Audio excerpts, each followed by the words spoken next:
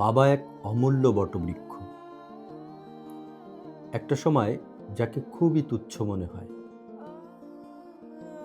হারিয়ে যাওয়ার পরে আমরা বুঝতে পারি কত শিকড়, কত ছায়া, কত নীরব শক্তি লুকিয়ে ছিল বাবা নামক বটবৃক্ষে। শৈশবে আমরা শুধু তার বাহিরের ছায়াটুকুই দেখতে পাই, তার ভেতরের মানুষটাকে দেখার সৌভাগ্য আমাদের হয়ে ওঠে না।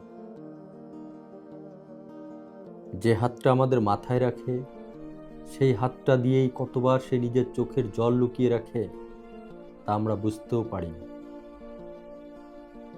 বাবার প্রতিটা নীরবতার ভেতরেই একটা নিশ্চিন্ত আশ্রয় থাকে, ভেতর থেকে যেন বলছে, তুই পড়ে গেলে আমি আছি।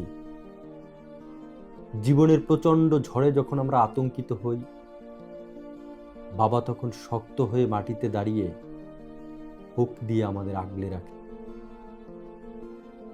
মধ্যবিত্তর বাবাদের সাথে সন্তানের সম্পর্ক খুব একটা ভালো থাকে না। সন্তানের সাথে বাবার তৈরি হয় অসীম এক দূরত্ব। একটা পর্যায়ে এসে আমরা বুঝতে শিখি, বাবা কোনো সাধারণ মানুষ না।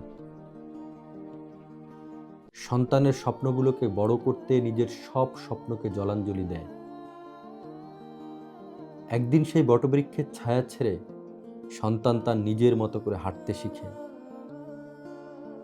কিন্তু রোদ বৃষ্টি ঝড়ে অজান্তেই সে নিজেকে আবিষ্কার করে ছায়াহীন অনিশ্চিত এক জীবনে।